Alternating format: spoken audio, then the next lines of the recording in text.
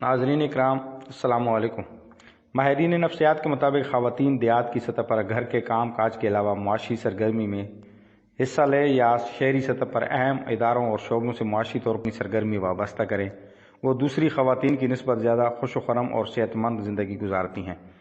ہمارے سماجی رویوں کے مطابق خانگی معاملات، بچوں کی پیدائش و تربیت کے مرحلے، خاتون کی صحت، قریبی رشتہ داروں اور سماجی تعلقداروں کے منفی و مثبت رویوں کا سامنا اور ان کو قبول کرنا، مختلف اداروں کے مالکان کی سوچ اور عمل کو سمجھنا اور خود قانون کی اپنی صحت، یہ سب عناصر اس پروفیشنل ایکٹیویٹی سے وابستہ ہیں جنہیں معاشی خود مختاری کہا جاتا ہے۔ ہمارے سماجی رویوں کے مطابق 90% ملازمت پیشہ خواتین دوہری اذیت کا شکار ہیں۔ مالی اور معاشی سرگرمی میں خواتین کے فعال کردار کے حصول کے لیے ہمیں حکومتی سطح پر ٹھوس اقدامات اور ان پر عمل درآمد کی اشد ضرورت ہے۔ 52% سے آدھی دنیا استحصال سے بچتے ہوئے معاشی جدوجہد میں گھر میں رہتے ہوئے یا گھر سے باہر فعال کردار ادا کرنا چاہتی ہے۔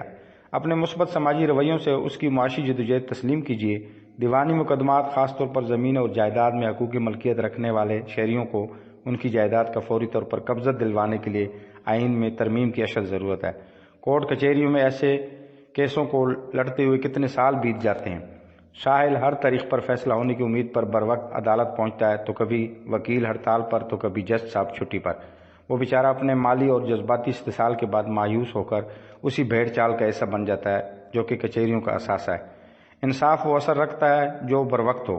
دیر کا انصاف اپنے ساتھ بہت سی قباحتوں کو جنم دیتا ہے۔ اسی طرح ہمارے ملک میں یوں لگتا ہے جیسے سب کو مانگنے کی لت لگ گئی ہو۔ شاید ہی کوئی ایسا شعبہ ہے زندگی ہوگا جو ترقی کے منازل اتنی تیزی سے نہیں طے کر رہا ہوگا جتنا کہ پاکستان میں گداگری کا شعبہ کر رہا ہے۔ یہ گداگر جگہ جگہ یوں دندناتے پھر رہے ہوتے ہیں جیسے سب بازار اور سڑکیں ان کی ملکیت ہیں۔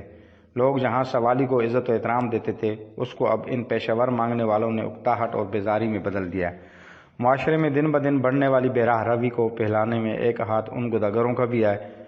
بحیثیت ایک قوم کے ہم لوگوں کو چاہیے کہ ایسے عناصر کی روک تھام کے لیے قدم اٹھائیں۔ حقداروں کو ان کا حق نہیں ملتا، صرف اور صرف ان پیشہ ور لوگوں کی وجہ سے، اور وقت گزرنے کے ساتھ ساتھ ان کی جڑیں مضبوط ہوتی جا رہی ہیں۔ ضروری ہے کہ ان پیشہ ور گداگروں کے مستقل خاتمے کے لیے اہم اقدامات کیے جائیں تاکہ جو مستحق اور ضرورت مند ہیں ان کی جانب توجہ ہو۔ اسی طرح مویشیوں کو شہری آبادی سے باہر کرنے کا فیصلہ مدت سے ہو چکا ہے۔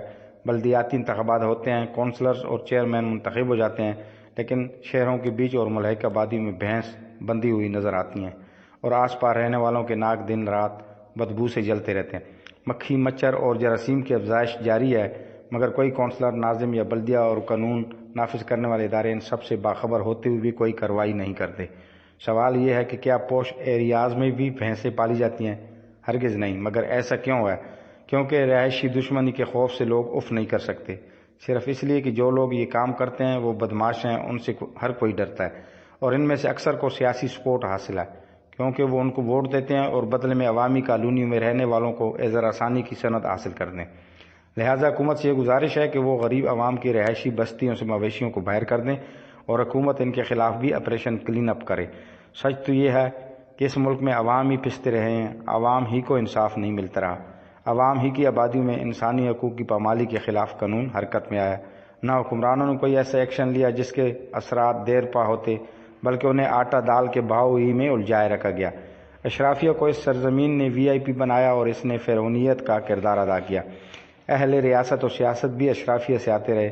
اگر کبھی عوام اپنے گریبان میں جھانکیں تو انہوں نے حکمرانوں کے انتخاب میں خالص جمہوری روایات کا پاس نہ کیا، اور نہ وہ کبھی ایسے حکمران اپنے اوپر مسلط نہ کرتے جو پارلیمنٹ میں بھی صرف اپنی بات کرتے ہیں۔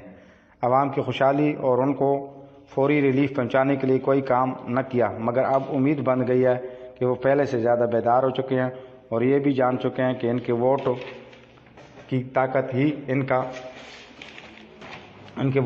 ہی ان کے حالات بدل سکتی ہے، بشرطے وہ اس کا صحیح استعمال کریں۔ چناؤں میں ذاتی دوستی، انفرادی اغراض و مفادات، برادری ازم اور راہ دہی میں ہیرا پھیری کو ترک کر دیں، اور بے تحاشا تکلیف کے بعد وہ اب کسی ایسے بل میں انگلی ڈالیں گے جہاں سے انہیں کوئی سانپ نہ کاٹے۔ اکثر عوام کو عوام سے لڑایا گیا اور ارباب سیاست و حکومت نے تجوریاں بھریں۔ عوام کے بچوں کو ملکی تعلیمی اداروں میں تعلیم حاصل کرنے کے قابل بھی نہ رہنے دیا گیا اور اپنے بچوں کو دنیا کے اعلیٰ ترین تعلیمی اداروں سے تعلیم دلوائی۔ تقریباً ہر حکمران سیاستدان نے بیرون وطن بھی اپنے لیے اعلیٰ رہائش گاہ بنا لی ہیں، جبکہ پہلے وطن میں اپنے عوام کا ایک بڑا حصہ اب بھی کرایوں کے مکانوں میں رہتا ہے اور پیٹ کاٹ کر مکان کا کرایہ ادا کرتا ہے۔ اب عوام اور اپنے خزانے کی خود حفاظت کریں، مگر قانون کے دائرے میں رہ کر۔ وہ اس بات کو سمجھیں کہ اشرافیہ اندر سے ایک ہے، تو وہ کیوں ظلم، جبر، محرومی اور غربت کے خلاف ایک نہیں ہو سکتے؟ اب بھی نہ جاگے، اپنی رائے کا استعمال نہ کیا تو یہی زبون حالی برقرار رہے گی۔ لہٰذا آئیے اور بے حس رویوں کو لبادہ اتار دیجیے۔ وما علینا